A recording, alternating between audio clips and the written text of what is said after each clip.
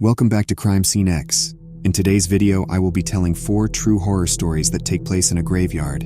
If you enjoy, then like the video, comment down below, and subscribe for daily uploads. Now sit back and enjoy the video.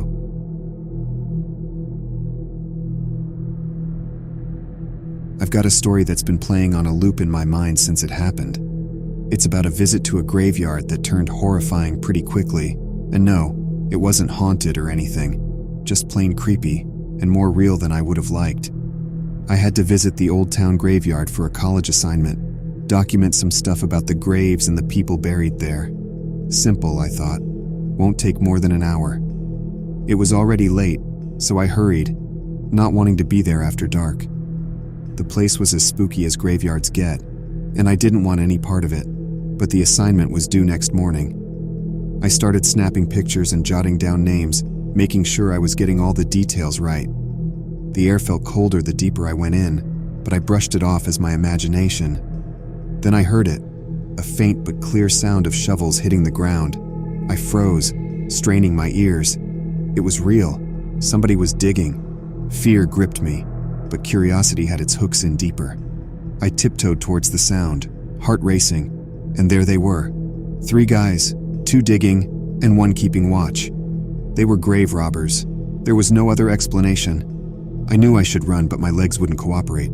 The 3rd guy, the watcher, had a scar running down his face, and his eyes were scanning the surroundings.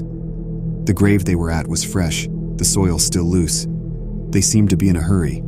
The real horror hit me when they finally unearthed a coffin. It was small, too small. I felt sick. They were robbing a child's grave. Suddenly, the watcher's gaze fixed on my hiding spot, and the blood drained from my face. He hadn't seen me yet, but was staring right at me. I needed to leave, now. Just as I was about to turn, my foot caught on something and I stumbled, a gasp escaping me. He heard it. Our eyes locked and he shouted, "Someone's here!" Panic surged through me, and I turned and ran, the men's shouts and the sound of pounding feet behind me. I sprinted, not daring to look back, my only thought to get out of there as fast as I could.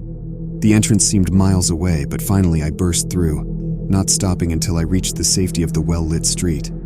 They didn't follow me out of the graveyard. I reported it to the police, and they found the men, caught them red-handed. Turns out, they were part of a ring involved in the illegal organ trade, targeting fresh graves.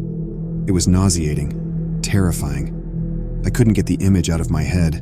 The small coffin, the scarred face, the sound of shovels. There were no ghosts, but the reality was horrifying enough. That night at the graveyard was the truest form of horror, one I wish to never experience again.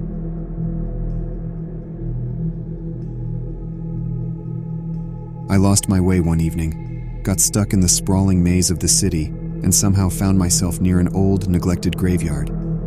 It was known to be a place where the destitute and the forgotten were laid to rest, an eerie silence reigning over it.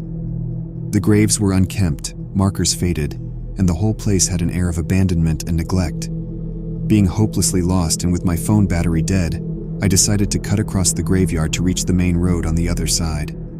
The place was pitch dark, the only light coming from the distant city lights. My footsteps sounded abnormally loud in the silence, crunching on the dry leaves and brittle grass. Halfway through, I spotted a small, dim light, and my heart skipped a beat. It was unusual for anyone to be here at this hour. I proceeded with caution, keeping my footsteps light. I saw 2 men, huddled over a freshly dug grave, their hands dirty, faces partially hidden beneath hoodies. It looked like they were burying something small and wrapped in a cloth. I knew this wasn't normal. It wasn't a funeral. It was something secretive, something illicit. I crouched behind a nearby tombstone, my breath held, watching them. The cloth seemed to move slightly, and a muffled sound came from it. It wasn't an object. It was something alive.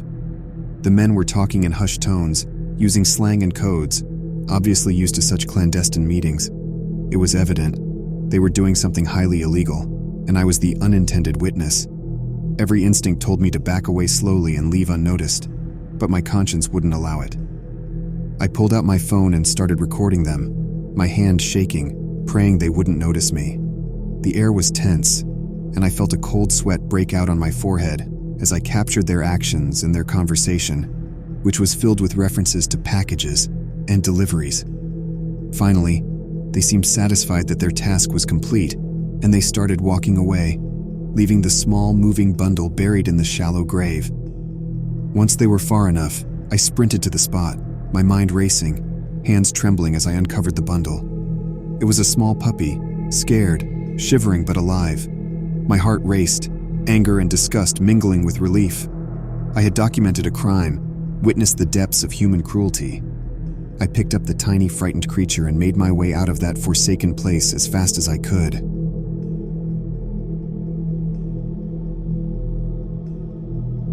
I've always liked going to places most people don't, especially the ones they say are haunted or cursed. This time, I heard about an old graveyard far from the town. Everyone talked about weird and scary stuff happening there at night. Despite the rumors, I was curious. So, armed with my flashlight and my camera, I decided to explore. The place was silent, the air thick with a spooky vibe. The only noise around was my footsteps and the sounds of the night, like crickets and distant owls. While walking around, scanning the area with my flashlight, I saw something strange, a tent. It looked worn out and had seen better days, and there was smoke coming from it. Curious and nervous, I went closer. The tent reeked, and there was a guy inside. He looked rough, homeless maybe, and he was busy doing something awful. The smell was bad, and when I snuck closer, I saw he was cutting up a human body. I wanted to run, scream, do something, but I was stuck there, unable to look away from the horrifying scene. The guy was careful, slow, like he knew what he was doing. He was placing each piece he cut off into different bags.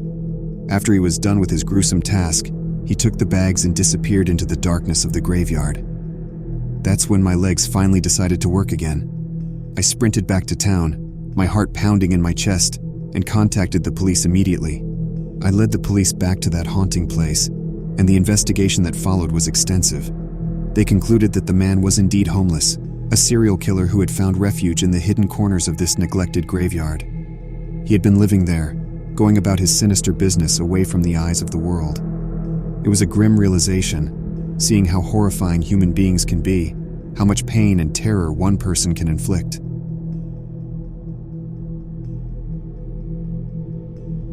I've always been curious, so when I heard about the graveyard at the edge of town that nobody visited anymore, I just had to check it out. I grabbed my flashlight and a water bottle and headed out, not knowing what I'd find. The graveyard was way more overgrown than I thought it would be.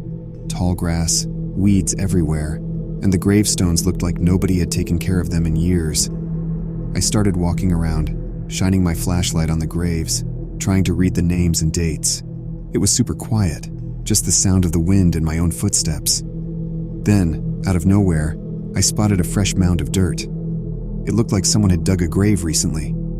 I was kind of freaked out, but also curious, so I went closer. That's when I noticed the shovel and a few other tools lying next to the mound, covered in fresh dirt. Now I was really nervous. Who would be digging graves in an abandoned graveyard? I decided to look around more. That's when I heard a faint sound of someone sobbing. I followed the sound, my heart racing, until I saw a woman sitting against a gravestone, crying. I asked her if she was okay, but she didn't respond. She just kept crying. So, I went closer and tried again. Finally, she looked up. She was scared and seemed desperate. She told me she had nowhere to go, no family left. She was homeless, and she was hiding in the graveyard from someone she kept calling the Tracker. My mind was racing. Who was this Tracker? Was he dangerous? Was he following her? She explained that the Tracker was a man, someone who hunted down people who owed money. He was ruthless and known for making people disappear. The fresh grave, she said, was his work. I knew I had to help her. I gave her some water and told her to stay put while I called the police. I explained everything to them, and they arrived quickly. They found evidence of a recent burial, and investigations began immediately. It was soon revealed that the woman was right. The Tracker was a notorious enforcer for a loan shark, responsible for numerous disappearances. The thought that I was walking among graves, old and new, not knowing the true horror lurking around, was unsettling. It was a cold reminder that sometimes the living can be more frightening than the dead. It was not the spirits or the shadows of the graveyard that haunted me that night, but the brutal reality of the cruelty humans are capable of. The old graveyard wasn't just a resting place for the departed, but a hideout for the living nightmares. Thanks for watching. If you haven't already, please like the video, comment what you thought, and subscribe for daily uploads.